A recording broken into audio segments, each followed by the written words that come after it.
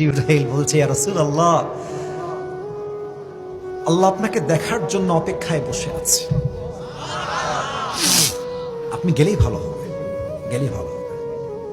নবীজি বুঝে গেছেন যে আমার দুনিয়াতে থাকার সময় শেষ।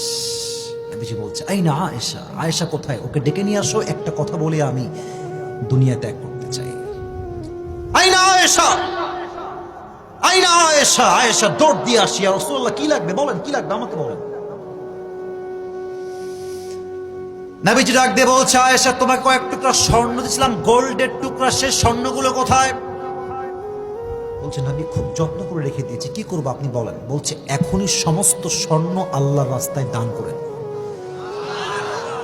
নবীজি, থাক না, ওগুলো থাক, ফাতেমার কাজে আসবে, আমার কাজে আসবে, থাক না। আল্লাহু আকবার। নবীজি বলছেন যে না না না, রাখা যাবে না, দান করে দাও। নবীজি, কেন দান করব?